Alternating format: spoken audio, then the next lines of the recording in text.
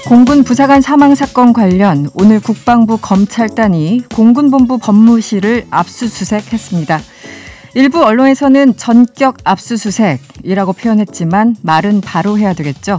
이제서야 압수수색입니다.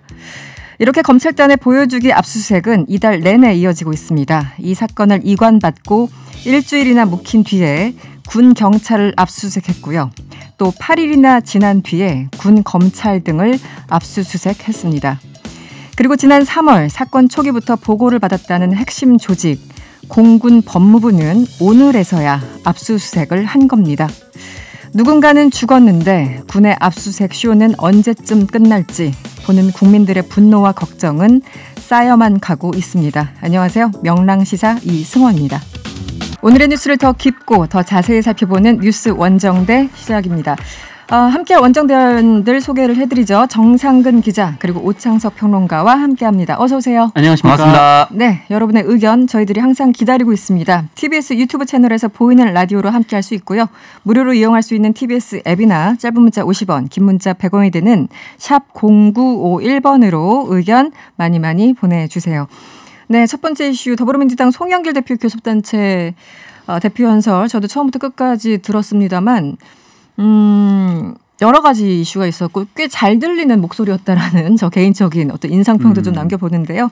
먼저 교섭단체 연설 주요 내용 들어보시죠. 존경하는 국민 여러분, 청년 재난의 시대입니다.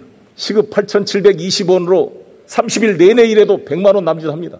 여기서 반값 40만 원 내고 나오면 60만 원 남습니다. 이 반값 40만 원이면 1년에 480만 원인데 연 2%로 계산하면 2억 4천만 원을 빌릴 수 있는 이자와 같습니다.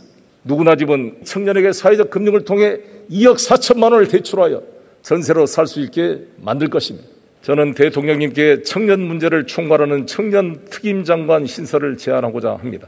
문재인 정부 출범 이후 한국 언론 자유도는 3년 연속 신장되었습니다.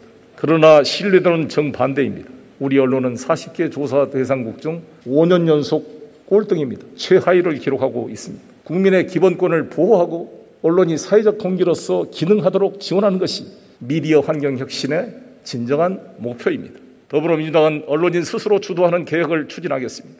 이번 국회를 국민의 시간, 민생의 시간으로 만들어 갑시다. 가장 먼저 소상공인 손실보상 문제를 매듭 지어야 합니다. 수술실 CCTV 설치법 역시 시급합니다. 야당의 적극 협력을 기대합니다. 네, 여러 가지 얘기가 이제 나왔는데 보통 이제 연설이 끝나고 나면 해당 단어가 몇 번 나왔다, 뭐 경제란 단어 몇 번, 국민이란 단어 몇 번 등등 하는데 이번에 송영길 대표 같은 경우는 청년이란 단어가 뭐 21번 언급됐다고 그렇게 헤드라인이 많이 달렸더라고요. 어떤 내용이었습니까?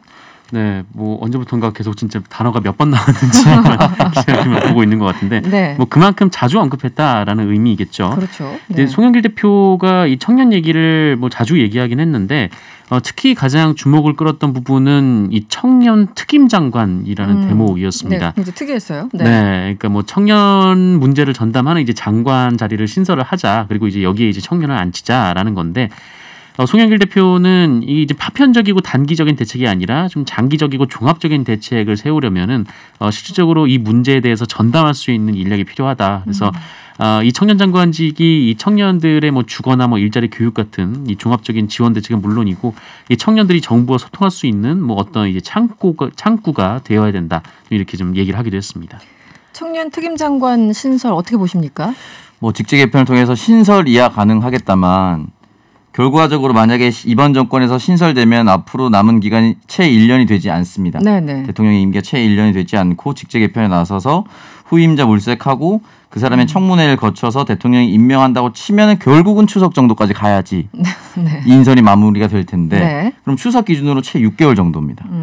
이때 과연 어느 정도의 역량을 발휘할 수 있을까? 네. 이게 첫 번째 좀 의문 사항이고요. 네네. 다만 신설한다고 했을 때 그 다음 정권이 계속해서 이어받는다라고 좀 합의가 좀 됐으면 좋겠어요. 그러니까 현 정권에서 특임 장관이 만약에 생겨서 청년을 대표하는 사람들이 온 전국에 있는 청년들을 만나보고 무엇이 어려운지 그걸 가교 역할을 한다면 굉장히 의미 있는 일이라고 생각을 그렇겠죠. 하는데 네네. 이번 정권에 만약에 9월에 탄생했는데 다음 정권부터 이 장관 폐지하겠다. 라고 하면 사실 아무 의미가 없어져 버리는 거죠. 그렇죠. 특임 장관이라는 게 사실 좀 그렇잖아요. 네, 그렇기 때문에 특임 장관 신설에는 찬성하나 이것이 영속적으로 갈 수 있을 것인지 그리고 야당 대표가 된 이준석 대표에게도 네. 조언을 좀 구해서 이제 같은 대표이기 때문에 만약에 보수 정권이 들어서도 이 장관 계속 유지할 수 있을 것이냐라고 물어보기도 하고 만약에 지금 한다면 하반기에 어떤 걸 도움 받을 수 있겠느냐 네. 이런 것도 좀 허심탄회하게 좀 얘기를 했으면 좋겠다라는 생각이 드는데 정치인이잖아요 결국은. 네. 인사청문회에 올라가고 싶어하는 청년들이 지금 있을까? 첫 번째고요. 네. 두 번째 취업 준비를 해서 기업에 들어가 보려고 했던 노력을 하거나 또는 떨어져 보거나 스펙을 쌓아본 노력이 있거나 이런 걸 다 가지고 있는 사람이 굳이 자기가 하던 걸 버리고 정치인으로 들어가고 싶어 할까? 그렇죠. 그러니까 네. 인력난이 생길 수가 있거든요. 근데 신설에서 인력난이 생겨서 좋은 사람을 뽑지 못하면 훨씬 더 큰 역풍이 불어올 수가 있습니다. 뭐 아주 솔직하게 얘기하면 먹고 사는 문제가 어느 정도 해결이 돼야지 뭐 정치라는 것도 하는 건데 지금 의식주가 해결이 안 되는 경우가 대부분이라면 네. 장관 너 할래? 그러면은 저 할게요. 이렇게 손댈 사람들이 많지는 않을 거예요. 사실은 현실적으로. 그렇죠. 네. 뭐 그런 면도 있고, 근데 저는 사실 뭐 이 청년 문제를 전담을 하는 장관 자리를 신설한다고 하는데 청년 문제가 무엇인가라는 것부터 좀 생각을 해야 될 것 그렇죠. 같아요. 네. 근데 이 청년 문제가 청년부가 해결할 수 있는 게 아니라 국토부에 달려 있는 문제도 있고 맞아요. 교육부에 네네. 달려 있는 문제도 있고 다 연관돼 있으니까. 예, 이게 네. 그냥 뭐 전체적으로 그러니까 국가 전체 시스템이 움직여야 되는 부분이라고 생각하거든요. 그래서 이 청년부가 문제가 아니라 이 국가에서 청년 정책을 어떻게 세우고 또 이 사회를 어떻게 바꿔갈 것인가 이 얘기부터 하는 게 좀 먼저가 아닌가라는 생각이 듭니다. 일단 얘기가 나왔기 때문에 함부로 그냥 바로 넣을 수는 없을 겁니다. 그렇기 때문에 다시 본질로 돌아가면 이준석 당대표 바람이 불러온 나비 효과 중에 또 하나가 나왔다 네. 정도로 느껴집니다. 네. 송영길 대표가 이 청년 관련해 가지고 뭐 일자리 문제 그리고 뭐 방세 문제 등등해서 이제 구체적인 안을 들어서 얘기를 했기 때문에 그냥 뭐 립서비스 정도의 얘기는 아니었던 것 같고요. 네, 와닿는 얘기 중에 하나였습니다.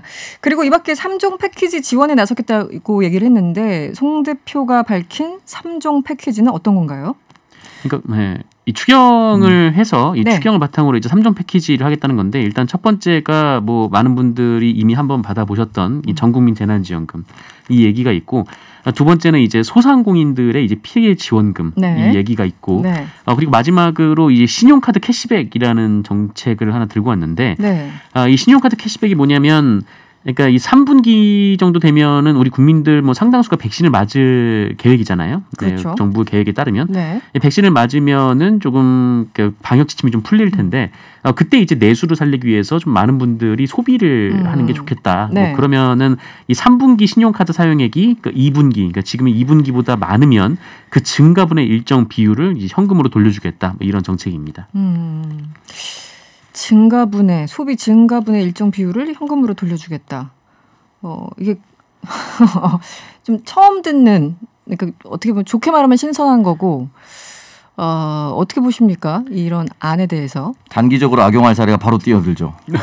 네, 2분기에 그렇죠. 긁지 않았던 3분기에 할부를 대폭 긁어버린다든가. 지금 아직 2분기 남았으니까. 네. 네. 그럴 가능성이 있고 네. 사실은 솔직히 말씀드려서 가장 집중해야 되는 거는 재난지원금 보편적으로 지급하는 것과 네. 소상공인에 대한 손실보상입니다. 이 두 가지 투트랙만 잘 하더라도 나머지 부분 따라갈 수밖에 없는 것이고 추경호 의원이죠. 국민의힘. 네. 보편 지급을 했을 경우에 카드 소비액이 1.8배 정도 늘어난다는 연구 결과 이미 나와 있습니다.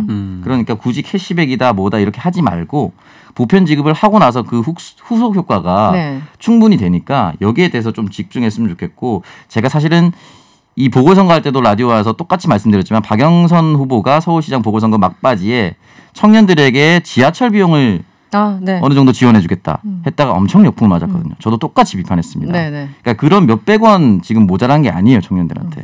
그렇기 때문에 좀 더 근본적인 본질적으로 문제. 네. 갈 수 있도록 캐시백 안 해주셔도요. 신용카드에서 해서 캐시백 잘 해주고 있습니다. 이미 해주고 있다. 네. 알겠습니다. 국민의힘 상황도 한번 살펴보죠. 이준석 대표 오늘 오전에 현충원 참배를 시작으로 김부겸 총리도 만났고 오후에는 가장 이제 관심을 모았던 안철수 대표와 화기애애한 분위기 속에서 사진을 일단 찍었어요. 어떤 얘기들을 했습니까? 두 대표가. 네, 일단 뭐 안철수 대표를 이준석 대표가 이제 당선 후에 이제 예방하는 방식으로 이번 만남이 이루어졌는데 공식적인 건 처음인 거죠. 네, 카페에서 네, 만난 거 말고. 카페에서 만난 거 말고. 그래서 예방을 해서 일단 두 사람이 뭐 손도 잡고 이제 사진도 같이 찍고 뭐 이제 이준석 대표가 여기 만나니까 예전에 같은 꿈을 꿨던 그 시절이 생각난다. 뭐 이런 얘기를 하기도 했고요. 네, 바른미래당. 네, 바른미래당. 네. 네, 그때 이제 같이 몸을 한때 이제 같은 정당에 담기도 했었는데 어쨌든 두 사람이 만나서 뭐 합당에 대해서 뭐 큰 틀에서는 뭐 그 예정과 생각이 같다라는 점을 확인했다. 뭐 이런 메시지가 나왔습니다. 네. 그런데 뭐 신경전도 좀 있었어요. 그러니까 기본적으로 합당 의지를 재확인한 건 맞는 것 같은데 항상 악마는 디테일에 있다고. 네. 당장 오늘 오전에 권은희 의원이 라디오에서 당명을 바꿔야 돼 이렇게 얘기를 했잖아요. 그리고 여기에 대해서 이제 기자들이 안철수 대표한테 질문을 하니까 아니 입장 바꿔 생각해봐. 당연한 거 아니야? 약간 이런 취지로 답변을 했어요. 네. 벌써 이 자체가 약간 좀 삐그덕거리는 게 아닌가 싶기도 한데 어떻게 보셨습니까? 그러니까 모든 양대 세력의 단일화에는 룰이 중요한데 결국 그렇죠. 예비 후보가 불이 붙을 때는 당심을 많이 반영할 것인가 일반 여론을 많이 반영할 것인가 여기에 대해서 싸움을 붙어서 한 사람을 뽑아내면 되는데 네. 당과 당이면 아무리 작은 당이라도 흡수 통합되는 것처럼 보이고 싶어하지 않을 겁니다. 그렇죠. 그러면 딱 하나 방법이 가장 쉬운 방법이 당명 개정입니다. 그거밖에 없거든요. 네. 그러니까 이 부분을 어떻게 받아들일 것인가. 근데 사실은 당이 만들어지고 나면 당대표는 당연히 선출되고요. 후속적으로 최고위원들이 뽑히지 않습니까? 근데 국민의힘 최고위원이 방금 뽑혔어요. 만약에 당 통합을 해서 최고위원 지분을 국민의 당 쪽에 좀 할애해야 한다라고 하면은 네네. 갓 선출된 국민의힘 최고위원들은 굉장히 싫어할 겁니다. 왜냐면은 최고위원들은 흔들리더라도 당대표는 공동 당대표로 가면 두 사람의 지분은 그대로 가거든요. 네. 그러니까 이 부분에 대해서 계속해서 당명 무조건 바꿔야 된다라고 얘기를 하다가 쓱 최고위원 지분을 만약에 확보해 준다라거나 공동 당대표 체제로 간다라고 했을 경우에 선회할 가능성이 있다. 지금 최고위원 한 자리는 조금 비워놓은 것 같긴 한데요. 이준석 대표가. 네, 그 이준석 자리, 대표가 그랬죠. 네, 일단 한 자리는 비워놓은 것 같고. 그런데 이게 참 흥미로운 게 지금 보도에 따르면 주호영 원내대표 당시 이제 안철수 대표와 합당 얘기를 할 적에는 당명 바꾸자 이런 것까지는 얘기가 없었는데 네. 갑자기 이제 벽돌 하나 더 이렇게 올려놓은 듯한 네, 조건이 하나 더 늘어난 듯한 느낌이에요. 이거 어떻게 봐야 될까요? 뭐 그래서 이준석 대표가 이 주호영 원내대표한테 들은 얘기가 없다라고 이제 첫 반응이 그렇게 나왔었는데 근데 주호영 원내대표 같은 경우에는 사실 이제 본인이 합당을 마무리할 수 있는 상황이 아니었고 네. 또 안철수 대표도 이 주호영 대표와 이제 합당 얘기를 끝낼 수 있는 상황이 아니었기 때문에 뭐 이렇게 그렇게 큰 디테일에서 얘기가 오가지는 않았을 네. 것 같다는 생각이 들고 그리고 어쨌든 그 이준석 당대표가 당선이 되고 그 어쨌든 이준석 당대표의 좀 뭐 그런 색깔이라든지 좀 그런 부분이 있기 때문에 뭐 국민의당으로서는 좀 일종의 좀 뭐라고 할까요? 좀 기선제압이라고 할까요? 뭐 합당을 앞두고 좀 그런 얘기를 꺼낸 걸 수도 있고 뭐 어쨌든 뭐 당 이름이 바뀌고 당 이름이 새로 되면은 그럼 지금의 이제 지도 체제는 어떻게 할 것이냐 뭐 이 얘기도 나올 수밖에 없기 때문에 뭐 이준석 대표로서는 좀 이 얘기가 나오는 게 이렇게 크게 달가운 상황은 아니겠죠. 네, 이게 뭐 저는 네. 그 국제 정치 전문가가 계시지만 아닙니다. 저는. 네네. 이게 경제학에서 보면 스파게티 보울 효과라는 게 있지 않습니까? 그러니까 각국이 1대1로 이제 FTA를 체결했다가 갑자기 WTO라는 훨씬 더 큰 이제 기구에 들어가면은 네. 룰 세팅 전부 처음부터 다시 해야 되거든요. 네. 근데 어디서부터 풀어야 될지 모르니까 이걸 스파게티 보울 효과, 스파게티 면발이 너무 꼬여 있으니까 지금 상황이 딱 그런 것 같아요. 1대1 당대당으로 통합, 흡수 통합이나 그냥 대등 통합을 한다 할 거라도 또 후속 작업이 남아 있어요. 홍준표 무소속 의원 어떻게 할 것인가? 윤석열 전 총장 어떻게 할 것인가? 그렇기 때문에 이게 다 합쳐서 원샷 단일화가 될 수도 있는 거고 네. 아니면 단계적으로 될 수도 있는 건데 네. 이 부분에 대해서 여러 가지 시나리오를 돌렸을 때 보수 입장에서는 정권 교체하는 것에 가장 큰 컨벤션 효과를 일으킬 수 있는 그 방법을 택하지 않을까라는 생각이 좀 듭니다. 지금 그런데 그 국민의힘 같은 경우는 그동안 꽤 예전에는 이제 민주당 쪽 계열 정당들이 이름을 굉장히 많이 바꿔가지고 헷갈렸었는데 네. 최근에는 또 국민의힘도 만만치 않게 이름을 많이 바꿨잖아요. 뭐 새누리당, 뭐 자유한국당 등등. 네. 그런 어떤 물리적인 것도 있고 국민의힘이 요즘 지지율이 조금 앞서가는 그런 여론조사 나와서 한마디로 탄력을 받고 있는데 이 상황에서 이름 바꾸기는 굉장히 좀 싫을 것 같아요. 뭐 네. 그렇죠, 싫죠. 국민의힘 입장에서는. 네, 아까도 말씀드렸지만 이 지도부가 선출된 지 얼마 안 됐는데 또 합당을 하고 이제 당명을 바꾸는 바꾸고. 과정이라면 그러면 당신들은 국민의힘으로 나와서 당선이 됐는데 지금 이 당은 전혀 다른 당이지 않느냐라는 얘기가 나올 수도 있는 거고 네. 굉장히 진짜 복잡한 방정식이 계속 이어질 것 같습니다. 그래서 뭐 진통도 계속 이어질 것 같고 사실 안철수 대표나 국민의당에서는 뭐 이제 지분을 요구하지 않겠다라고 네. 얘기를 했는데 네. 이 당대당 통합을 얘기하는 것 자체가 이 지분을 얘기를 안 할 수가 없는 상황이거든요. 그렇죠. 네, 네. 왜냐하면은 뭐 굳이 뭐 최고위원이나 뭐 이런 지도부나 들어가지 않을 거라고 한다면 사실 그냥 탈당하고 들어가도 되는 상황인데 이 당대당 통합을 하면은 그렇죠. 그것도 안 되니까. 이게 좀 전혀 다른 얘기가 되니까 네. 뭐 아마 이 얘기가 앞으로도 이 두 당 통합에 있어서 계속 제기가 될 것 같습니다. 알겠습니다. 다음 이슈로 넘어가 보죠. 선거법 위반 혐의로 재판을 받아온 무소속 이상직 의원. 오늘 재판이 있었는데 어떤 혐의, 어떤 내용이었습니까? 네, 총 5가지 있었는데요. 네. 3가지 이제 유죄 판결 받았습니다. 주요 골자가 결과적으로는 선거 개입인 건데 사전 선거 운동 같은 것이 하나 있습니다. 중진공 이사장 시절 2019년 1월부터 9월까지 3차례에 걸쳐서 전통주와 책자 2,600여만 원 상당을 선거구민 377명에게 제공한 혐의로 기소됐다. 네. 그냥 중진공 이사장 신분으로 제공했다면 어떻게 될지 모르겠지만 이것이 사전 포석이었다라는 이제 해석을 할 수밖에 없는 것이죠. 네. 그렇기 때문에 이 부분에 대해서 유죄가 된 것이고요. 또 시의원들 2명 같이 유죄 판결 받았는데 네네. 공모에서 총선 때 당내 경선 과정에서 일반 당원과 권리 당원들에게 중복 투표를 좀 유도하는 듯한 그런 문제를 보내서 자신에게 유리한 여론을 형성해서 경선에서 우위를 점하려고 했었다라고 했었는데 이게 사실은 보수 정당이나 진보 정당이나 비슷한 것이 흔히 말하는 이제 TK에서 보수, 호남에서 진보는 네. 본 후보가 되는 순간 사실상 당선이나 다름없다고 얘기를 합니다. 네. 그러면 그 앞에 있는 예비 경선이 본 게임이라고 얘기를 하거든요. 그렇죠. 네. 그러니까 이제 예비 경선을 그러면 어떻게 잡느냐가 가장 중요한 건데 가장 FM대로 하는 것은 그 지역구를 4년 동안 계속해서 누비면서 지역 주민들과 소통하고 전화번호 받고 때때마중 인사드리고 소원수리 듣고 하는 것이 가장 일방적이나 네. 그렇게 하지 않고 이렇게 금품 수술을 한다거나 흔히 말하는 암흑의 조직을 만들어서 네. 상대 비방에 나서거나 아니면 나에게 유리한 여론을 조성하려고 하는 경우가 많습니다. 전형적인 경우가 이번에 이제 이상직 의원이 걸려든 혐의라고 좀 볼 수가 있습니다. 그래서 지금 징역형, 이게 당선 무효형에 해당하는 거잖아요. 징역형을 선고받았네요. 네, 네. 공직선거법 위반 혐의이기 때문에 이 공직선거법은 이 100만 원 이상 벌금이 선고가 되면은 네. 의원직을 상실하게 되거든요. 근데 집행유예니까 그보다 훨씬 더 높은 거죠. 네, 그래서 네. 이게 뭐 이 대법원까지 가면 의원직 상실이 될 수밖에 없는 그런 상황입니다.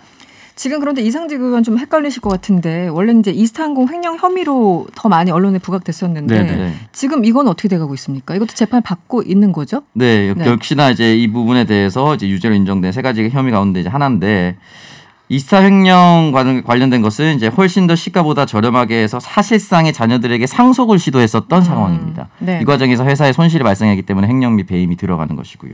그리고 말씀드리지만 이제 건강이 좋지 않아서 또는 안전을 위해서 이제 고가의 차량을 또 딸에게 네. 회사의 돈으로 이제 선물했었던 그런 경우라든지 네, 안전을 위해서. 네. 안전을 위해서. 네, 네. 안전이라기보다는 너무 스피디한 자동차를 네, 선물했었던 건 있었기 때문에 네. 이 부분 역시 저는 굉장히 영향을 많이 줄 것이라 보고 일단 앞에 선거법 위반 혐의가 무죄로 나오기 위해서는 형종이 바뀌어야 됩니다. 이제 징역형이 아닌 벌금형으로 나와야 되는 그렇죠. 것인데 네. 그 부분과 함께 이 부분 역시나 둘 다 저는 사실은 의원직 상실을 피하기 어려운 상황이라고 볼 수밖에 없는 것이고 첫 번째 거도 문제지만 이 두 번째 거는 다 50억이 훨씬 더 넘는 네. 상회하는 금액이기 때문에 특정경제 가중처벌의 대상됩니다. 그러네요. 그렇기 기준 때문에 50억 이상. 네. 이게 이제 무죄가 될 가능성은 사실 제로에 가깝다고 보시는 게 맞다고 봅니다. 알겠습니다. 재판은 계속 이어질 것 같고요. 다음 이슈로 한번 가볼까요? 이것도 군 얘기네요. 육군 대대장이 단체 이동 중에 따로 경례를 하지 않았다는 이유로 해당 병사를 먼지털이식으로 부당 징계했다, 이런 주장 혹은 폭로가 나왔습니다. 이 보통 군에서 벌어지는 이런 뉴스들 보면은 꼭 그 눈을 의심하고 귀를 의심하고 두세 번 뉴스를 읽게 되는데 이번엔 또 네. 어떤 상황인가요? 오늘 뭐 군인권센터에 폭로가 있었는데 네. 이게 무슨 일이냐면 그 21사단에서 벌어진 일이고요. 그 예하 여단의 그 대대장인 A 중령이 올해 4월에 그 병사들이 단체 이동을 하던 중에 한 병사가 자신에게 따로 경례를 하지 않았다라는 이유로 네. 이 병사가 대상간 범죄, 그러니까 모욕을 했다고 중대장을 호출해서 징계하라 이렇게 지시를 했다고 합니다. 그런데 뭐 군대 갔다 오신 분들은 아시겠지만 단체로 이동할 때는 한 명만 경례하게 돼 있거든요. 네네. 네, 그러니까 최선임자만 경례하게 돼 있는데 그런데 경례를 안 했다고 이제 그게 불만이라고 해당 병사를 징계하겠다라고 네. 나선 데다가 네. 뭐 이것뿐만 아니라 이게 마음에 안 들다고 이 병사가 그동안 잘못했던 거를 다 적어와라라고 이 간부들한테 시킨 거죠. 적어오라고. 네. 근데 간부들이 적어온 게 뭐냐면 네. 이 소대장하고 면담을 하던 중에 지금 맡은 보직이 힘들다라는 얘기를 했다고. 네. 이게 이제 그 간부 협박. 네. 이렇게 제목을 적어온 거예요. 힘들어요 그랬더니 협박한 거예요. 그게 갑자기. 네, 뭐 그렇게 적어왔다고 하고 또 네. 뭐 당직 근무 중에 30분간 생활관에서 잤다든지 뭐 점호 시간 이후에 공중전화 사용하지 말라는 지시를 어겼다든지 뭐 이거는 간단하게 그냥 혼나고 끝나는 일인데 보통. 네. 네. 어쨌든 이런 내용들이 이제 적혀 있었다라고 이걸 합니다. 다 굉장히 그 경직된 언어로 하면 이제 간부 협박에 근무 태만에 지시 불이행 뭐 이렇게 되는 거군요. 네네. 네. 그 다 짧게 줄이니까 이렇게 좀 무시무시한 게 굉장히 제목이 무시무시하네요. 됐는데, 네. 그래서 이 A 중령이 이 간부들로부터 이 병사의 뭔가 이른바 이제 좀 비위 사실이라고 하기엔 좀 그렇지만 네네. 그런 것들을 다 적어오게 한 다음에 병사를 불러서 네가 잘못한 것이 이거다라고 하면서 당신이 이 내용을 부인할 경우 간부들을 처벌하겠다 이렇게 협박을 하는 거죠. 너무했네요. 그래서 이 병사는 하지만 뭐 해당 사안이 뭐 문제 소지가 없거나 아니면 이미 상관에게 질책을 받았던 사안이다라고 이렇게 반박을 했던 그런 사안이라고 합니다. 근데 심지어 아버지까지 불렀다라는 거는 뭔가요? 그러니까 이제 이 부분이 이제 바깥으로 계속해서 새어 나갈 것 같고 네. 본인들에게 이제 칼날로 돌아올 것 같으니까 해당 병사이죠. 비병사 아버지를 불러서 부대로 불러서 네. 아들을 형사 처벌하겠다. 군대에서 잘못된 것들을 다 찾아내서 형사처벌하도록 자기가 오히려 신고를 하겠다라고 해서 외부 제보하지 않게끔 각서를 쓰게 했다. 이런 의혹까지 받고 있는 상황인 것이죠. 사실은 이제 군대 얘기가 저는 급식에 그칠 줄 알았는데 급식 요즘... 이후에 성비위가 터지고 성비위에 이어서 또 이런 머니터리식 부당 징계까지 나오다 보니까 21세기 군대가 진짜 너무 심한 거 아닌가 하는 생각이 듭니다. 대대장이 어떤 병사의 아버지나 어머님을 불러가지고 이런 대화를 하는 게 거의 없는 일 아닙니까? 요즘은 학교도 사실 부모님 호출 잘 안 합니다. 그렇죠. 네. 왜냐하면 카카오톡이나 이렇게 SNS 메신저를 통해서 다 소통이 가능하기 때문에 네. 그것도 굉장히 싫어하죠. 문자도 오지 마. 선생님들이나 이런 상황. 네, 군 간부들이. 네. 사실 이게 저는 이제 뭐 국민들이 먹고 살기 힘들다면 이건 정치인을 협박하는 이런 거잖아요. 지금 간부 협박의 사용 내용이. 네. 그래서 이런 것들을 아직까지 하고 있다는 것 자체가 좀 너무 놀랍고 결과적으로 예전에 문재인 대통령이 후보 시절에 얘기했었던 거 있었습니다. 군대 내 가혹행위나 이런 것들을 없애는 방법. 네. 상관 모두 경질해야 된다고 아주 강하게 발언했던 적이 있습니다. 네. 이 부분에 대해서는 A 중령이 일단 조사를 해봐야 되겠지만 적절한 저는 징계가 굉장한 징계가 있지 않고서는 바뀌진 않을 것 같습니다. 네, 알겠습니다. 오늘 뉴스 원정대 여기서 마무리할게요. 오창석 평론가 그리고 정상근 기자와 함께했습니다. 오늘 고맙습니다. 고맙습니다. 감사합니다. 넘쳐나는 뉴스 가운데 숨어있는 1인치를 찾아보는 시간입니다. 수요 탐사대 시간이죠. 오늘 함께할 분 스튜디오에 나와 계세요. 윤여진 언론인권센터 상임이사님 어서 오세요. 네, 안녕하세요. 반갑습니다. 네. 사무실이 저 멀리 교대에 있다고 네, 맞습니다. 멀리서 오셨습니다. 네, 저희 단체가 네. 보도 피해자를 돕는 활동을 하다 보니까 네. 주로 이제 변호사들하고 같이 일을 합니다. 그러다 그래서. 보니까 이제 법원 근처의 사무실에서 활동을 하고 있습니다. 털을 네. 잡고. 네, 털을 잡고. 네. 네. 알겠습니다. 사실 이제 이사님을 모신 이유가 그 언론인권센터에서 지난 3일 논평을 내셨어요. 맞습니다. 저도 사실 좀 궁금했던 내용이기도 한데 네. 그때 이제 논평 어떤 내용이었는지 잠시 좀 설명을 해주시죠. 네. 지난 저희가 이제 총선 이후로 그러니까 재보궐선거 이후로 사실 젠더 이슈, 그 다음에 여혐, 남혐 이슈, 뭐 그게 이제 어제 오늘의 일은 아니지만 굉장히 좀 이렇게 과열되고 있는 상태였고 네. 더군다나 이제 5월 초에 있었던 뭐 GS의 뭐 디자인 문제 뭐 네. 이러고 있는 상태였는데 최근에 이제 얀센 그 백신과 관련해서 지금 코로나 때문에 모든 사람들이 굉장히 힘들어하고 있는 상태고 백신을 빨리 이제 정상적인 일상으로 돌아가고 싶은 상황에서. 네.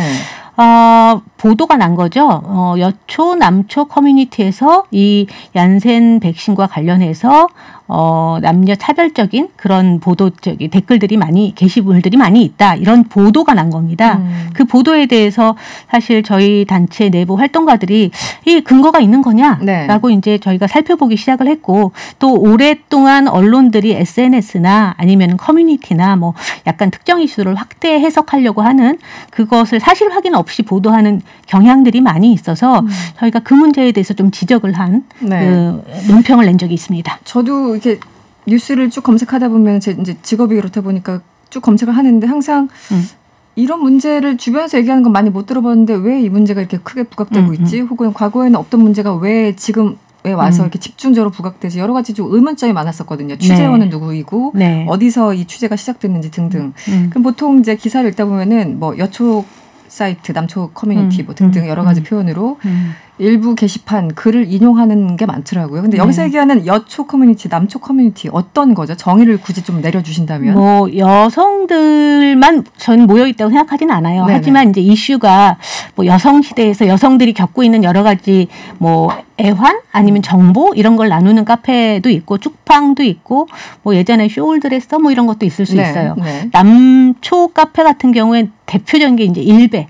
일간 베스트는 아마 많은 분들이 아실 텐데 네. 그거 이외에도 뭐 야구 ETC 인사이드 야구라든지 네네. 아니면 보배드림이라든지 네네. 아니면 자동차와 관련된 그런 곳에서는 회원 수가 대단하죠. 뭐 100만이 넘는 네, 커뮤니티도 있기도 하고 거기서는 네. 이제 단순히 정보만 그 주고받는 게 아니라 여러 가지 사회적 이슈와 관련된 것들이 또 논의되기도 하고 뭐 어떤 특별한 뭐 여초다 남초다 그래서 남성과 관련된 여성과 관련된 그런 이슈들이 진행된다고 생각하진 않아요. 근데 이제 경향성들을 좀 볼 수 있다고 보겠죠. 네. 네. 뭐 여성 남성 기본적으로 관심사가 다를 수 있으니까 그러니까요. 처음에는 네. 이제 시작을 하다가 나중에 그게 좀 확대되고 이런 상황인 거죠. 네네. 정치적인 영역으로 넘어가고 아까 이제 예를 들어서 여러 가지 이슈들과 뉴스가 쏟아졌습니다. 그 중에 하나 예를 들면 좀 와닿으실 것 같은데 최근에 저도 이 기사를 본 것 같아요. 얀센 백신 접종을 둘러싸고 뭐 이른바 젠더 갈등을 네. 얘기하는 기사가 있었는데 어떤 내용이었습니까?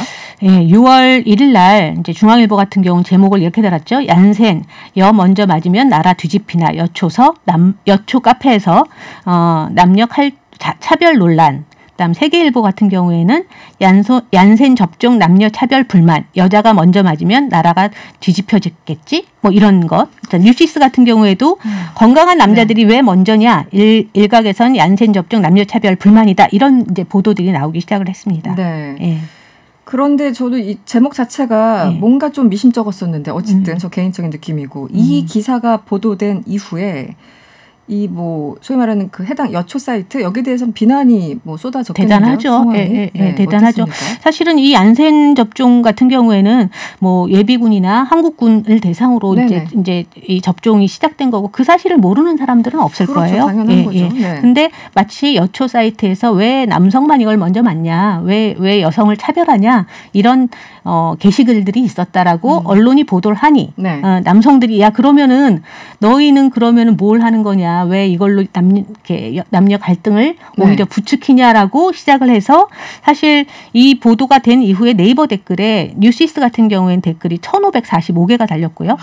다음 같은 경우에 1,008개가 달렸습니다. 중앙일보 기사에 대해서도 4,500개, 다음 댓글에는 2,100개의 댓글이 달렸는데 대부분의 댓글의 내용들은 뭐 남자라서 먼저 맞는 게 아니라 군인이라서 먼저 맞는 건데 왜 성별 프레임을 씌우냐. 그렇죠. 그 기사만 본다면 당연히 이런 댓글들이 있을 수 있는데 그렇죠. 실제 그 해당 기사들이 그 출처를 확인을 한 건가요? 어떤 커뮤니티에서 진짜 이런 얘기들이 나왔는지 그 자체가 저는 궁금한데요. 그렇게 확인되지 않았습니다. 확인되지 않았군요. 예, 그러니까 어떤 거냐면 네. 그런 게시글들이 한 뭐 160만 회원을 갖고 있는 사이트에서 뭐 하루에 뭐 수백 개, 수천 개의 게시글들이 올라오는데 그 중에 이제 몇 개의 게시글을 가지고 이제 보도를 한 거죠. 네.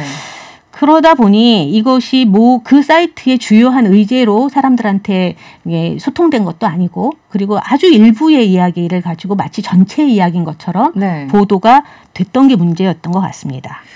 그러니까 아주 극소수 왜냐면은 뭐 우리나라 인구가 5천만이고 거기서 여성이 2,500만이 넘는 거의 절반의 인구인데 그 중에서 몇몇 의견은 있겠죠. 그런데 거기에 대해서 이게 다수 의견이라면 충분히 전할 수 있는 건데 딱히 그렇지도 않은 것 같고 그래서 실제 어떤 커뮤니티에서 어떤 카페에서 게시글이 진짜 몇 개가 있었는지 확인을 해보셨다고요? 네, 뭐 그 이후에 이제 저 팩트 체크라고 해서 미디어 오늘에서 저희 이제 논평을 계기로 해서 쭉 확인을 해보신 것 같아요. 네네. 네, 근데 얀센 그러니까 여성 시대 뭐 커뮤니티 같은 경우에 얀센 백신 관련해서 68건이었는데 그 중에 이제 남녀 아까 보도된 것과 같은 남녀 차별에 대한 문제를 제기한 건 한 3건.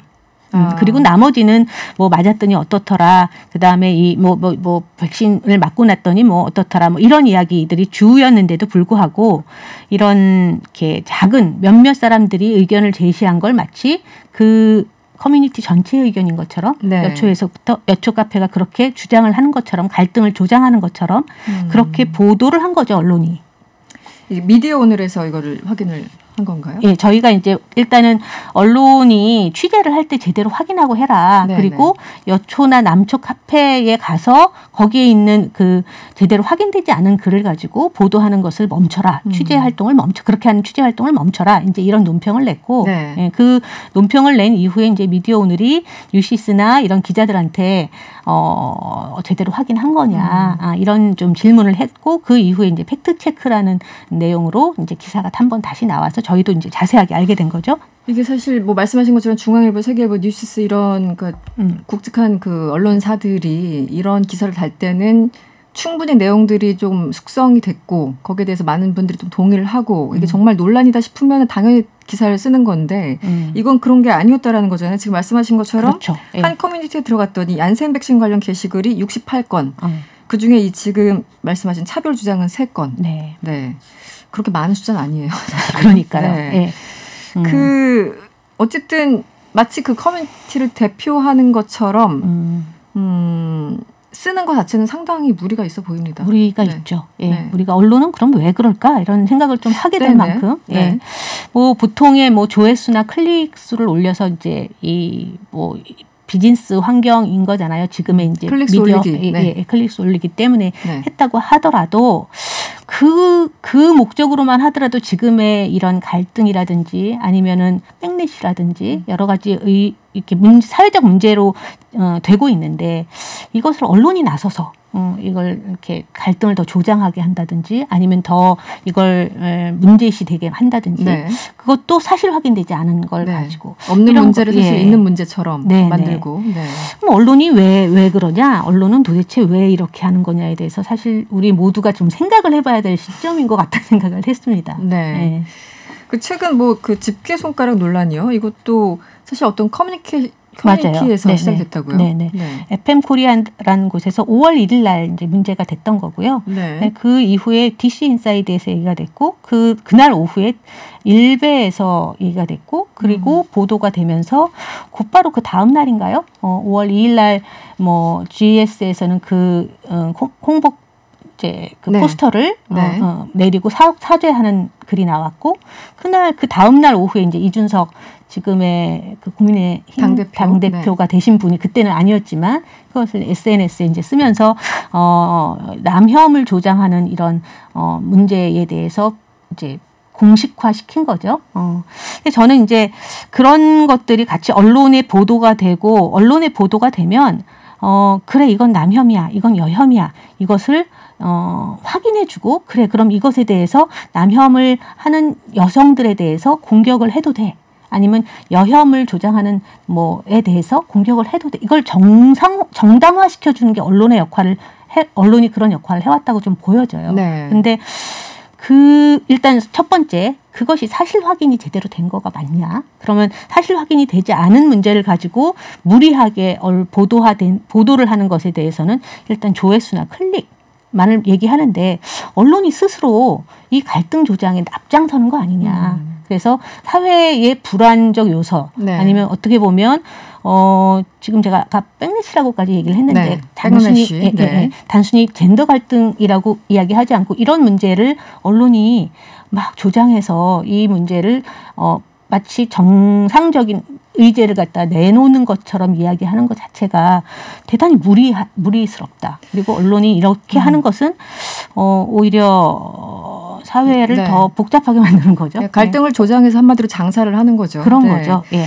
그 언론 취재 사실 이게 한두 번도 아니고 그 또 뻔한 수법들이 있는데 또 클릭을 또 하게 되고 또 그렇다 보면 사람들이 또 다수가 모이게 되면 또 하나의 어떤 그 실체 없는 어떤 대화들이 또 이어지고 이런 네. 악순환이 계속되는데 보시기에 이사님은 어떻게 좀 바뀔 방법이 있을까요? 어떻게 보십니까? 제가 오늘 낮에 언론윤리실천협의회 발족식이 좀 있었습니다. 예, 그래서 이제 윤리적인 어떤 언론이 이렇게 신뢰가 많이 떨어졌는데 언론의 신뢰를 높이기 위해서 뭐 기자협회, 인터넷 신문협회, 그다음에 뭐 시민단체로는 민원연, 저희 단체, 뭐 언론학회, 언론진흥재단 이렇게 모여서 어떻게 우리가 이 일을 실천을 할까 이런 좀 논의를 했습니다. 네. 근데 그 자리에 오신 기자분들도 이 트래픽과 선택과 관련돼서 자유롭지 않거든요. 네네. 예, 그리고 이것은 아주 근본적이고 구조적인 문제인데 이 문제를 도외시하고 개개인한테 저는 윤리나 아니면 도덕을 강요하는 건 무리지 않을까 이런 생각을 좀 해봤습니다. 그럼에도 불구하고 사실 언론 그러니까 기자가 갖고 있는 힘들이 있거든요. 우리 그럼요. 사회를, 네. 우리 사회를 지금 이 자리 같은 경우에도 우리 사회를 바꾸고 개선하고 그다음 역할을 하는 어떤 공적인 의무가 있는데 그 순간에 우리가 내가 무슨 일을 할까? 네. 그러니까 한 사람이 쓰는 기사가 그걸로 끝나는 게 아니라 그 하나의 기사가 클릭수가 올라가는 걸 보면 다른 데서 또 다 따라 쓰거든요. 그러면서 이제 그것이 이상한 여론으로 가게 되는데 네, 네.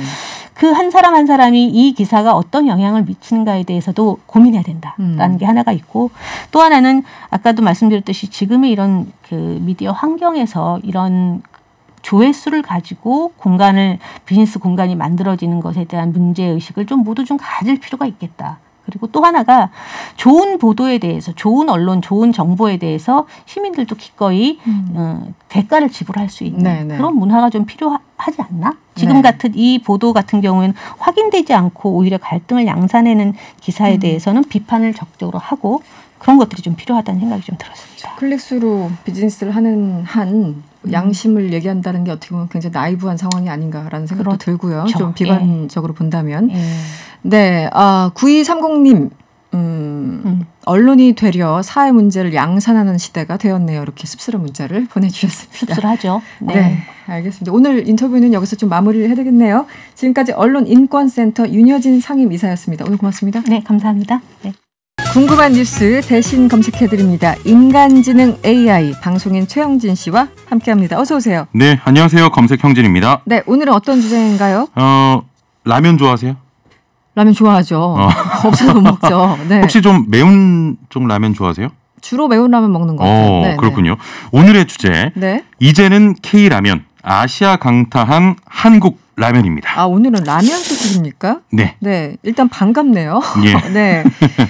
우리 제품이 해외에서 많이 팔린다고 하니까. 근데 라면은 좀 예전부터 유명하긴 했었던 것 같아요. 외국 친구들도 보면은 제 외국 친구들도 그 매운 라면 좋아하는 친구들이 꽤 있었는데 일본에서도 지금 잘 팔립니까? 그렇습니다. 네. 그 한국 라면의 일본 열풍이 굉장히 뜨거운데 사실 그 즉석 라면의 원조하면 일본이에요. 즉석 라면은 그렇죠. 네. 라면의 좀 원조국이라고 할 수 있는데 일본이 네. 한국의 라면이 인기를 끌고 있습니다. 네. 좀 수치로 말씀을 드리면 15일 관세청에 따르면요. 1월에서 4월까지 한국의 대일본 라면 무역 수지는 2,109만 달러, 약 253억 원의 흑자를 기록했습니다. 네. 지난해 같은 기간보다 무려 21% 증가했습니다. 지금 1월부터 4월까지만 집계한 건데 예, 맞아요. 같은 기간에서 20% 이상 증가했다. 그렇습니다. 굉장하네요. 이렇게 판매가 확 늘어난 이유가 뭘까요? 뭐 여러 이유를 꼽습니다만 일본 그 시장에서 라면 자체의 시장이 굉장히 커졌어요. 네. 한국 라면이 좀 흡수한 영향도 있고요. 일본 내수 시장이 컵라면에서도 봉지라면으로 옮겨간 영향도 줬는데 네. 그 이유는 네. 코로나19가 조금 영향을 미칩니다. 네. 아무래도 집에 있는 시간이 길어지면서 컵라면보다 봉지라면을 택한 인구가 좀 늘어난 결과인데요. 그렇군요. 사실 한국의 라면이 봉지라면 위주였거든요. 네. 그간 좀 설당이 좁았습니다만 네. 기회가 열린 겁니다. 또 K-팝 등의 한국 문화가 현지인의 인식을 좀 전환한 것도 크다 이런 분석도 나옵니다. 제 아는 분은 굳이 컵라면을 사다가 예. 그걸 냄비에다가 끓여 드시는 분이 있더라고요. 컵라면을 사서 사서 네. 그 얇은 그런 걸 좋아하시나? 모르겠어요. 어쨌든 무조건 냄비에 일단 투척을 해야지 맛있다면서 예. 네, 컵라면을 사서 그런 그렇군요. 분도 봤습니다. 예. 특히 어떤 제품이 인기가 있었나요? 전 세계 80개 국가에서 20억 개 이상 판매량을 기록한 라면이 있습니다. 와. 큰 인기를 끌고 있는 상호명은 제가 말씀드릴 수 네네. 없기 때문에 치즈 땡땡 이 볶음면이 있는데요. 오. 일본 내 한 대형 매장에서 월 판매량 1위를 기록한 것으로 나타났습니다. 지금까지 좀 일본인들은 매운맛을 싫어하는 것으로 알려져 있는데 네. 전혀 다른 결과가 나왔습니다.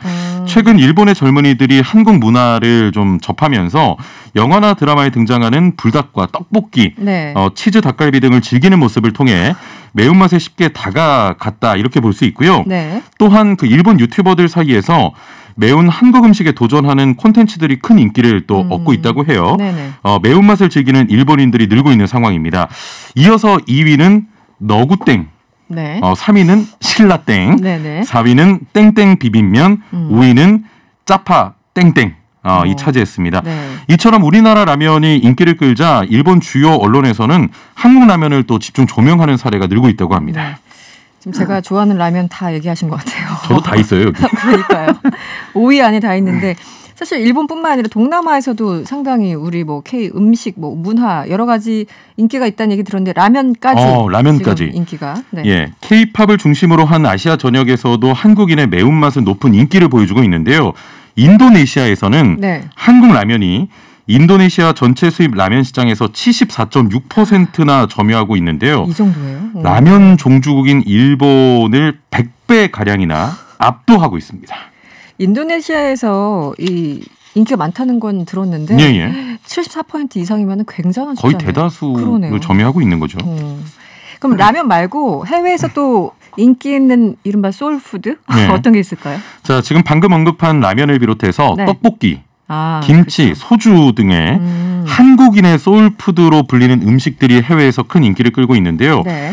사실 한때 냄새가 좀 독특하고 낯설다는 이유로 외국인들이 기피했던 한식의 그 대표 식품들이 이제는 K푸드의 위상을 높이는 데 결정적인 역할을 하고 있습니다. 최근에 지난 4월이었는데요. 말레이시아에 1호 편의점을 열었어요. 우리나라에서. 네. 예. 떡볶이를 그 말레이시아 현지에서 판매를 했는데 개점 열흘 만에 소비자 10,000명이 몰렸다고 하고요. 네. 너무 많은 손님들 때문에 경찰까지 출동을 했다고 합니다. 저 이 기사 읽고 정말 웃었어요. 네. 떡볶이 열풍. 네. 그렇습니다. 또 김치가 코로나19 상황에서 면역력 강화에 좋은 건강식품이라는 인식이 확산하면서 네. 김치 수출액이 전년 대비 37.4%가 늘었고요. 소주 역시 동남아시아 국가 젊은 층에게 인기가 많다고 합니다. 굉장히 네. 자랑스럽습니다. 그러네요. 인기를 끄는 건 좋은데 이럴 때 꼭 뭐 안 좋은 게 하나씩 따라붙는 게 있다고 하는데 어떤 그렇습니다. 걸까요? 네. 이른바 가짜 상품이 등장을 하고 있는데요. 아. 한국의 매운맛 라면 제품들이 전 세계적으로 또 인기를 끌자 이를 모방한 좀 모방 상품들이 나오고 있습니다. 아, 그래요? 네. 심지어 엄청이란 단어라든지 네. 한국 불닭맛 등의 한글이 적혀 있는 일본산 제품이 아, 그래요? 출시가 됐어요. 아, 일단 한글을 크게 써놓으니까 사람들은 다 한국산인 것으로 그렇죠. 착각하도록. 근데 그게 일본에서 만든 제품이에요. 재밌네요. 일본의 대표적인 라면 회사 네. 니신에서 만든 제품인데 동남아 한 식품 매장에서 팔고 있는 라면 저도 사진을 봤는데요. 네. 라면 봉지의 글씨라든지 뭐 네. 배경색, 시그니처 캐릭터까지 모방을 했더라고요. 모두 가짜고요. 본인들 굴욕 아닙니까? 굴욕이죠. 뭐 누리꾼들은 네. 우리나라 상품에 태극기와 독도 그려넣자. 니신 정도 되는 회사가 저런다는 게 진짜 실망이다. 네. 인스턴트 라면을 발명한 너네 초대 회장이 지하에서 울겠다. 알겠습니다. 뭐 이런 의견도 많았습니다. 알겠습니다. 오늘 인간지능은 여기서 마무리를 하겠습니다. 지금까지 최영진 씨였습니다. 고맙습니다. 네, 감사합니다. 네, 명랑시사 1, 2분 여기까지고요. 잠시 후 3부에서 뵙겠습니다. 명랑시사 이승원입니다. 3부 시작했습니다. 고품격 정치 토론 시간이죠.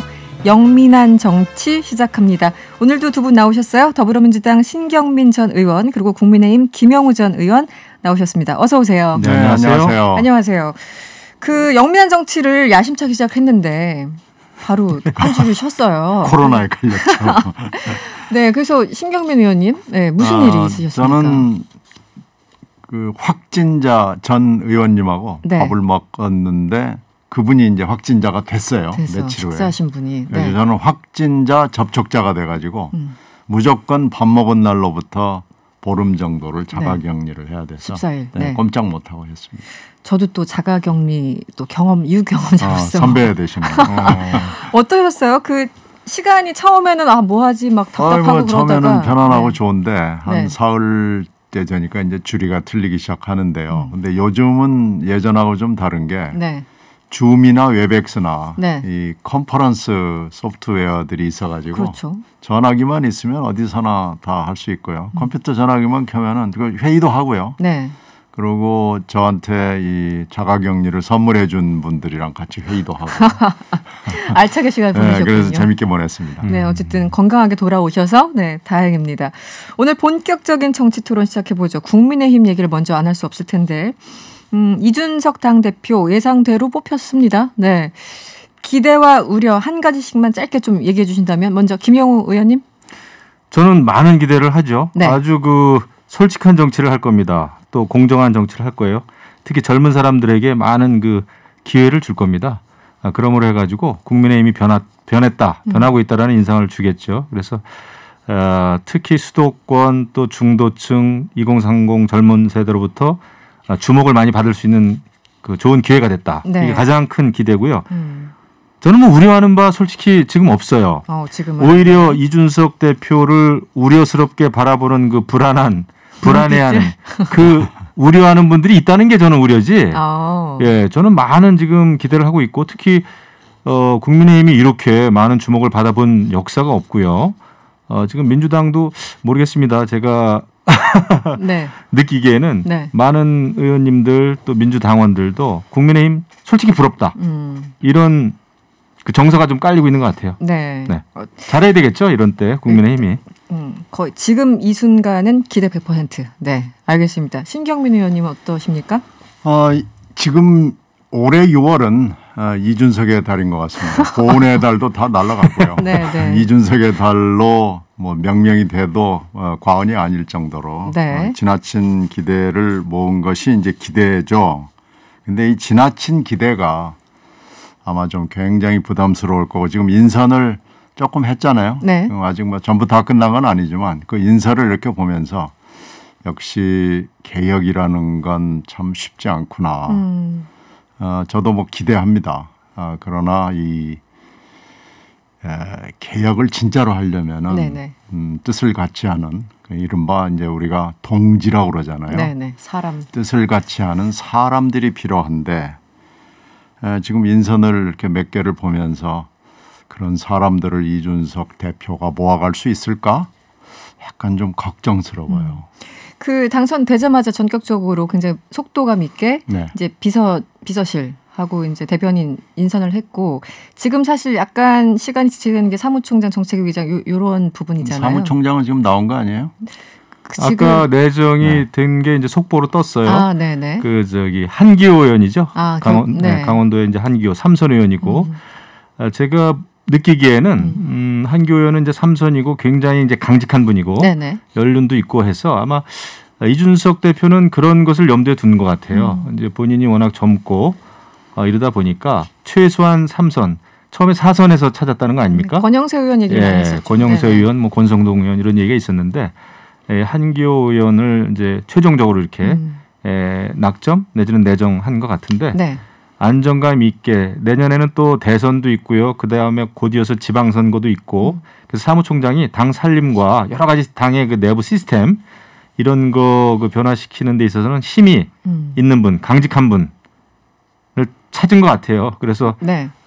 군인 출신 우리 씩씩한 한기호 의원을 찾은 것 같습니다. 한 의원은 군인 정신에 아직도 군인같이 걷고 군인처럼 말씀하시고 그래서 그렇군요. 네. 기대됩니다.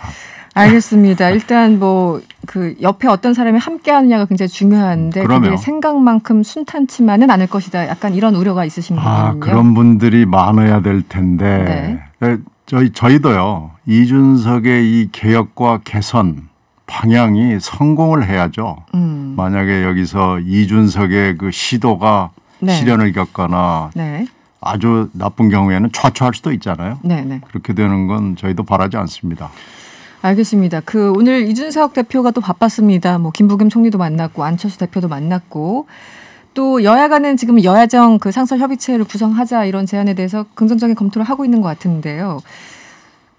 이준석 대표 체제에서는 이게 좀 잘 굴러갈까요? 여야정 그 협의체가 어떻게 전망하십니까, 의원님? 뭐 이런 제안은 사실 뭐 하루 이틀 한 번 두 번 있은 게 아니고요. 그렇죠. 매번 있었고 뭐 이제 대표 연설을 할 때마다 나왔고요. 새로운 제안이 아니거든요. 뜻이 있는 곳에 길이 있는 건데 뜻만 있으면 상설 협의체까지 필요 없고 여야 상설 협의 이건 언제나 가능하거든요. 네, 뭐 대표 간 뭐 정기 회동 뭐 이런 것들 뭐 포함해서 각급 뭐 회동들이 다 가능하고요. 청와대 회동도 가능합니다. 뭐 청와대에 가는 게 지금 뭐 연례 행사 비슷하게 돼서 한번 갈 때마다 굉장히 복잡한 의전과 협의와 절차를 거치는데 제가 미국 얘기를 하나 예를 들면은 미국 대통령의 가장 큰 임무 중에 이제 여러 가지가 있지만요.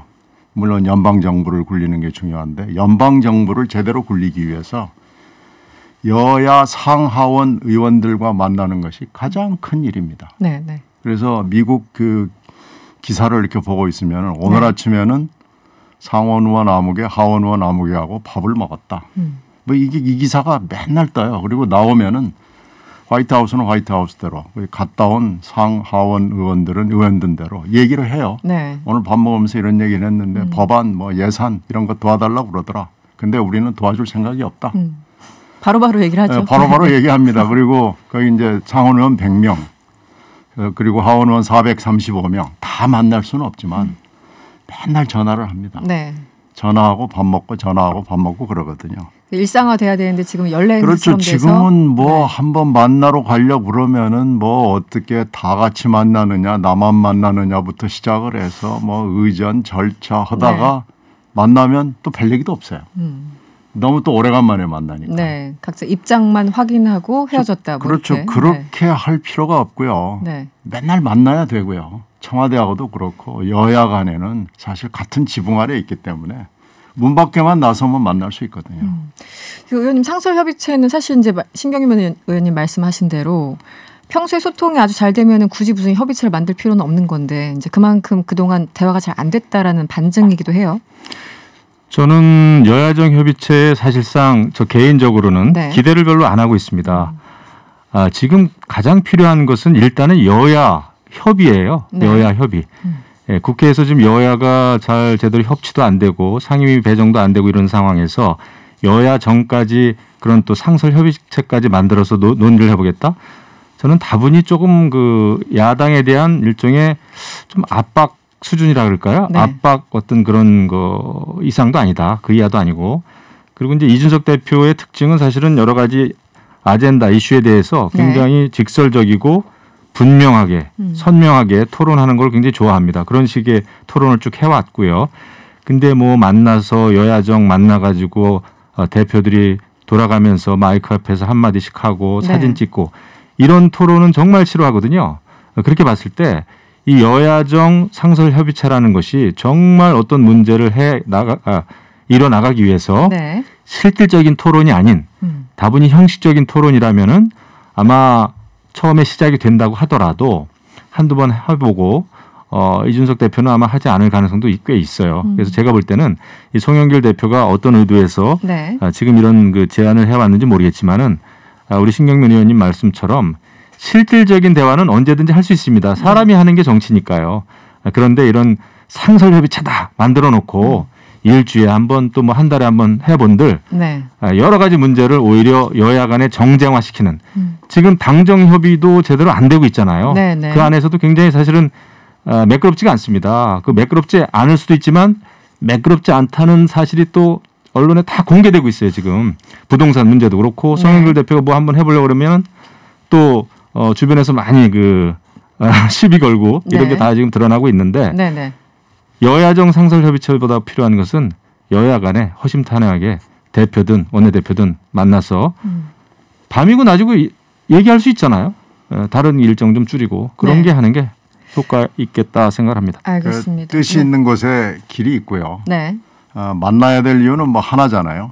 대화잖아요. 근데 만나지 않아야 될 이유는 찾으면 100가지도 넘거든요. 그러니까 협의체가 지금 필요한 게 아니고 상설 협의할 수 있는 뜻, 마음, 자세 뭐 이런 것이 필요해 보입니다. 그렇습니다. 알겠습니다. 민주당 쪽으로 한번 가보죠. 지금 이제 이준석 바람, 뭐 이준석 돌풍, 영향 여러 가지 이제 수사들이 나오는데 그러다 보니까 민주당 내에서도 여러 가지 좀 고민이 실제 있어 보이고요. 또 이제 대선 기획단도 좀 젊게 구성하자 여러 가지 아이디어들이 있는 것 같아요. 네. 지금 민주당은 뭐 이제 당대표 선출된 지 며칠 안 지났지만 어떤 고민이 가장 큰가요? 뭐 인적 쇄신부터 해서 뭐 정책 문제 여러 가지 측면에서 그 고민이 좀 있을 것 같은데요. 현재로서는 이 국힘당에서 불어오는 이 젊은 바람 이것을 어떻게 우리가 소화해낼 수 있느냐라는 것이 뭐 그게 큰 흐름에서는 중요하죠. 네. 그리고 이제 아주 그냥 현안으로 보면은 경선을 지금 어떻게 해야 되느냐. 대선 경선이 지금 만약에 9월에 해야 되면 이제 시작해야 됩니다. 네, 그렇죠. 예비 후보부터 시작을 해서 6월 하순부터 하나하나 단계를 밟아가야 되고 전국을 돌면서 TV 토론도 해야 되고 이 방역 상태에서 그럼 어떻게 해야 되느냐라는 것도 지금 결정을 해야 되고 중요하죠. 네. 지금 당장의 현안은 경선이죠. 경선 연기. 네, 연기를 할 거냐 아니면 그대로 갈 거냐. 원칙대로 갈 것인가. 네, 의원님 그렇죠. 개인적인 생각은 어떠신가요? 정치적인 것, 정무적인 걸 제외하고 그냥 네. 합리적인 걸로 하면은 네. 지금 대선 경선에 들어가는 것은 바람직하지는 않죠. 그런데 지금 1위 후보를 하는 후보가 저렇게 뭐 약장수라고 그러면서 반발을 하니까요. 네, 네. 그 약장수라는 반발은 저는 생각지도 못했던 뜻밖의 반발인데 너무 과하다. 좀 과한 걸 넘어서서 네. 품위가 없는 반발을 한 것으로 보이는데 합리적으로 생각하면 경선 연기가 맞습니다. 합리적으로. 그러나 이제 네. 정무적 정치적인 것 뭐 이런 걸 생각해 보면은 그냥 원칙대로 가자. 뭐 이게 더 설득력은 가질 수는 물론 있죠. 그 밖에서 바라보시기에 이 민주당 내 이 경선 연기론 혹은 이 갈등들은 어떻게 보고 계십니까? 그건 민주당이 알아서 잘 풀어 나가셔야 되죠. 네. 제가 이렇다 저렇다 얘기하기 좀 곤란하고요.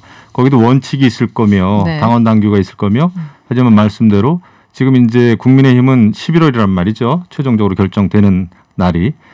그런데 저희보다 2달 앞서서 후보를 내는 것이 잘하는 것인지 뭐 전 잘 모르겠습니다. 이건 뭐 유불리를 제가 얘기하기도 좀 뭐하지만은 컨벤션 효과나 뭐 등등을 따진다면 그렇죠. 컨벤션 효과도 그렇고 지금 이제 코로나 상황이고 네. 이런 상황에서 지금 이제 앞서 나가는 뭐 이재명 지사야 원칙대로 하자라는 주의겠죠. 그다음에 네, 늦게 시작한 분들은 이제 또 그 지지율을 빨리 만회해야 될 시간이 필요한 거겠죠. 근데 이제 지금 아까 뭐 이준석 효과, 이준석 바람도 얘기가 나왔습니다만은 네, 네. 이 이준석 바람, 이준석 효과가 이준석 대표 혼자 몰고 온 바람이 아니잖아요. 사실은 지금 특히 2030 젊은 청년들이 네. 사실은 지금 이제 정부와 여당의 여러 가지 정책적인 실패에 대해서 좌절하고 있고 미래 꿈을 잃어가고 있고 말이죠. 희망의 사다리를 빼앗겼다라는 이 좌절 속에서 네네. 이준석 바람이 생긴 거거든요. 네. 근데 이제 오늘도 뭐 송영길 대표 연설 제가 잘 들었습니다만은 청년 특임 장관 자리 만들겠다 뭐 이제 등등등등 얘기합니다만은 뭐 그 절박함은 제가 이해는 하겠지만 이게 자리의 문제가 아니에요. 청년을 장관으로 만든다고 해가지고 해결될 문제가 아니고 네.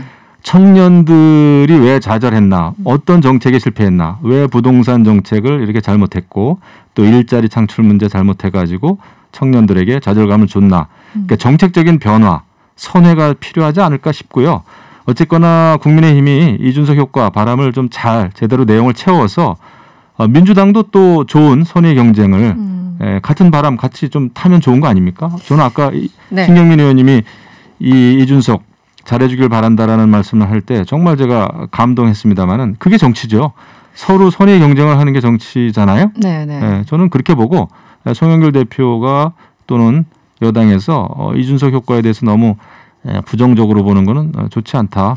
지금 생각하죠. 민주당 내에서는 이제 그 젊은 의원들 2030 의원들이 사실은 본인들이 하고 싶은 얘기가 있어도 잘 이제 소통이 안 된다라는 그런 어떤 불만들도 표출을 했었고 소위 이제 주눅든다 뭐 이런 표현도 썼었고 오늘 또 송영길 대표와 또 연결지어 보면은 송영길 대표가 이 가장 무서운 게 자기 검열이다 뭐 이렇게 조금 더 그 소통을 또 원활하게 하자 이런 취지의 얘기를 했었는데 그 정치 선배로서 어떻게 보십니까? 젊은 의원들이 과거의 민주당 젊은 의원들에 비해서 목소리를 못 내거나 안 내거나 그런 평가들이 많아요.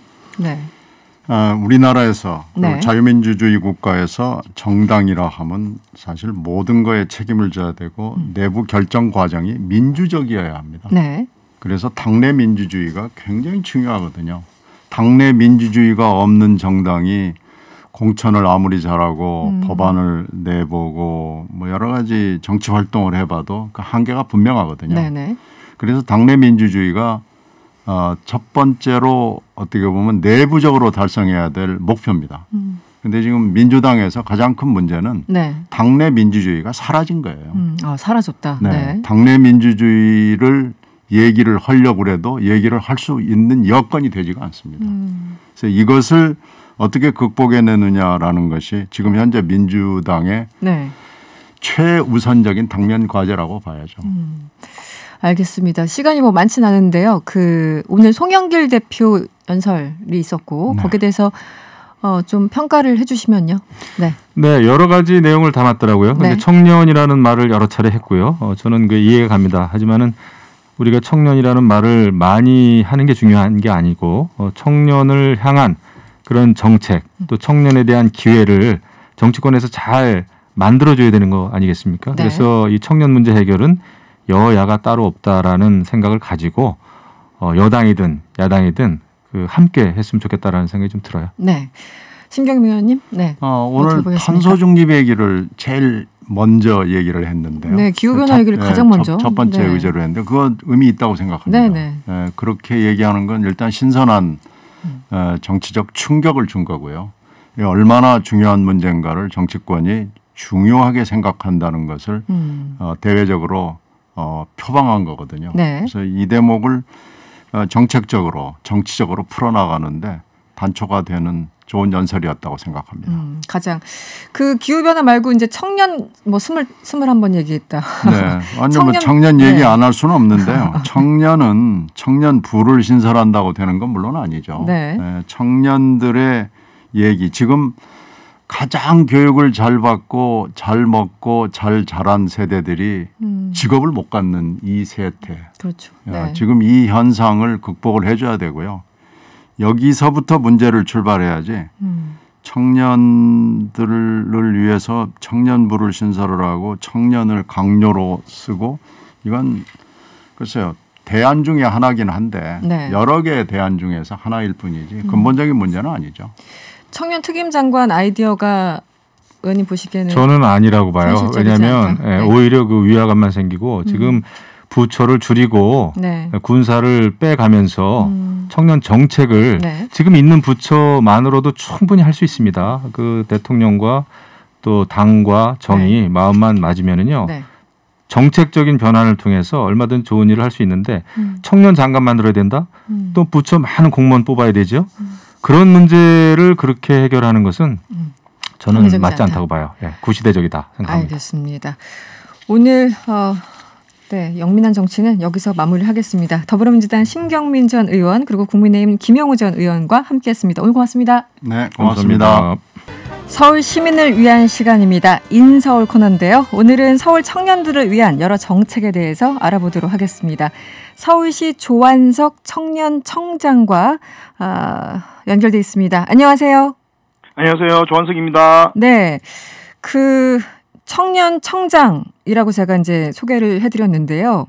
예. 네, 청년청이 있다는 사실을 모르는 분들도 사실은 굉장히 많습니다. 네, 청장님, 청년청 어떤 곳인지 설명을 좀 해주시죠. 예, 청년청은 청년들이 일상을 회복하고 새로운 출발을 준비할 수 있도록 서울시 청년 정책의 컨트롤 타워를 역할하는 담당 부서입니다. 서울 청년체 종합체 수립, 서울 청년 포탈, 서울 청년세 같은 청년 정책의 전달 체계 구축 운영과 함께 청년의 사회 진입과 자립 발판을 마련하고 활력을 정진하기 위한 청년 지원 사업을 추진하고 있습니다. 네네. 이번 조직 개편으로 청년청은 미래 청년 기획단으로 확대될 예정입니다. 청년청이 언제 생겼죠? 19년에 생겼습니다. 19년이요. 네. 예. 그럼 거기서 일하시는 분들도 많은가요? 예, 한 46명 정도 됩니다. 그러면 주로 일하시는 분들 질문이 좀 이상할 수도 있지만 연세도 좀 다른 부서에 비해서 좀 젊으신 건가요? 제가 알기로는 서울시 까다니 조직에서는 가장 젊은 걸로 알고 있습니다. 아, 그렇군요. 네. 예. 알겠습니다. 서울시 청년 정책 하면은 이 청년 수당이 제일 먼저 떠오른다라고 하시는 분들 계실 텐데 이 청년 수당은 구체적으로 어떤 정책인가요?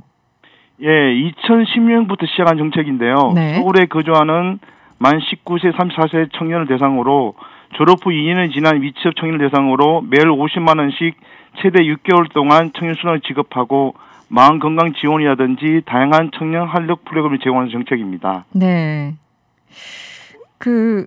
언제부터 이걸 시작하셨죠? 예, 2010년부터 시작했고 올해는 올 3월에 한 1,500여 명을 모집했습니다. 그리고 네네. 2차 모집으로는 400여 명을 참여 선정할 예정인데 2차 모집 기간은 내일 16일까지입니다. 17일까지입니다. 네네. 꼭 신청하시길 부탁드리겠습니다. 아, 내일까지군요. 2차 모집이. 예, 그렇습니다. 지금 올해 3월 청년수당 1차 모집에서 15,000여 명 참여자를 최종 선정했다는 건 이분들이 이제 이 수당을 이분들에게 수당을 지급을 하는 건가요? 예, 그렇습니다. 최대 6개월간 지급할 예정입니다. 그럼 이게 무작정 예산의 한도가 있을 텐데 전반적인 그 인원수는 어디까지입니까? 상한선이? 저희가 최대 2만 명여 명을 모집할 예정인데 네네. 예, 그래서 이분들의 자격 조건이라든지 졸업 후 2년 기간이라든지 이런 걸 보고 저희가 선정합니다. 한 해 2만 명 정도 상한선이? 예. 아, 그렇군요. 알겠습니다. 사실은 그 취업이 안 돼서 여러 가지 뭐 몸이 아프신 분들도 있고 취업이 안 되시는 분들도 여러 가지 이유로 참 경제적으로 어려운데요. 예. 이 지금 말씀하신 청년 수당 외에도 다른 관련된 사업도 여러 가지 있다고 들었습니다. 어떤 게 있습니까?